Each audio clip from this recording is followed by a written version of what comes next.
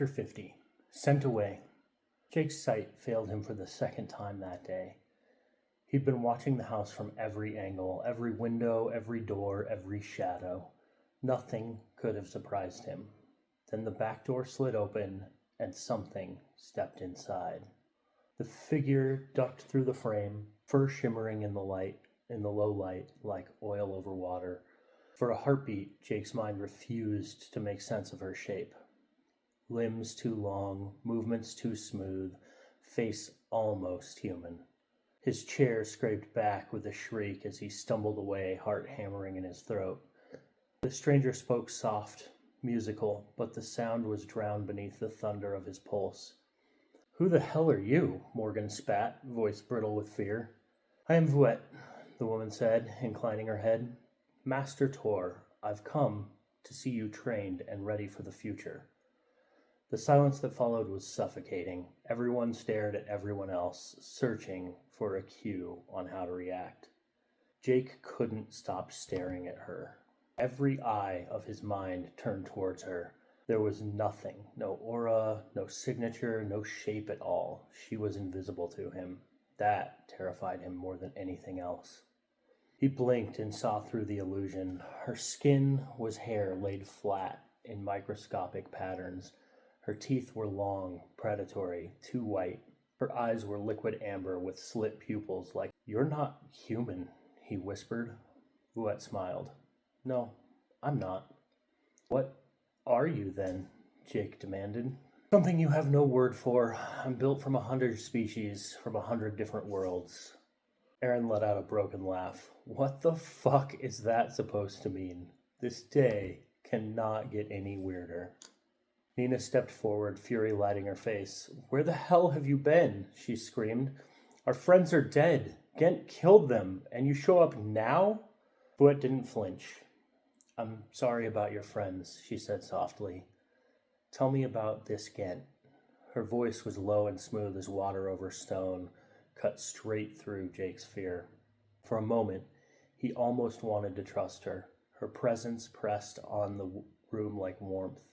Wrapping around them, everyone seemed calmer, almost protective. Jake's stomach twisted. "No, you're not helpless," he said aloud, his voice shaking.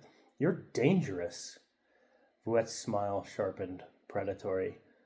Gent's grin flashed on her face, and Jake's heart lurched. "She's dangerous," he shouted. "Don't let her get any closer."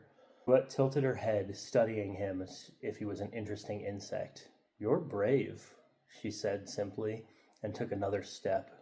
The room erupted into motion. Liz shifted to stand between Vouet and the others. Nina's fists clenched. Aaron looked lost, his hands trembling. Morgan hovered near the wall, her eyes flicking towards the front door, like a trapped animal searching for escape. Emily alone didn't move. She just watched, understanding dawning in her eyes.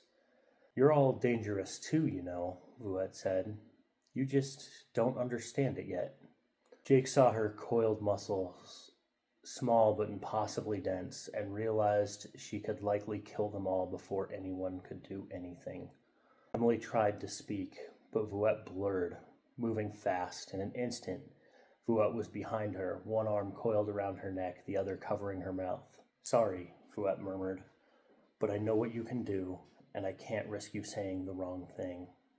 The others froze, then Aaron laughed.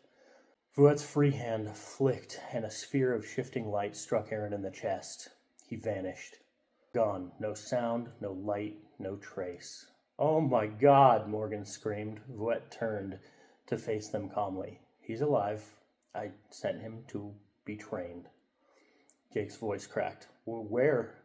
Vouet's gold eyes flickered toward him. "A city in another world." "Why?" Nina asked, voice trembling. "Why would you do that?"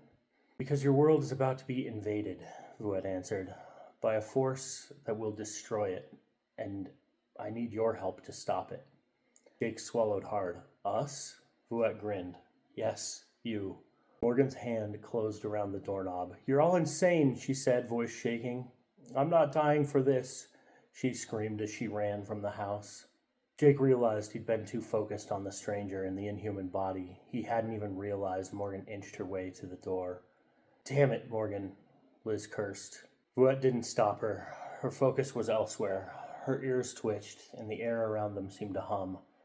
We're out of time, she said in a breath.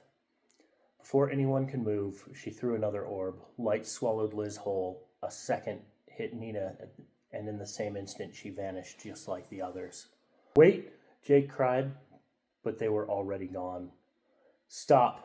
The single word cracked through the air like thunder. Vouette froze mid-motion, her body locking in place. Emily's eyes blazed. Back up, Emily commanded.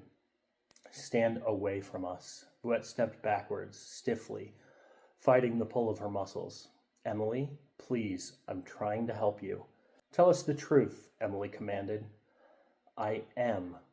Then go get my brother, Emily ordered, voice trembling but firm. Bring him back safe. Vouette's jaw tightened. I will. She reached for one more orb and vanished. Silence fell, the kind of silence that pressed into your ears until you could hear your own blood move. Jake's breath sounded too loud. He waited a minute, then 2, then 5. No one came back. He looked at Emily, whose eyes were shining faintly with tears. Her shoulders trembled as the light faded and she dropped into the nearest chair. I don't think she's coming back, Jake said softly. Emily covered her face with her hands and began to cry.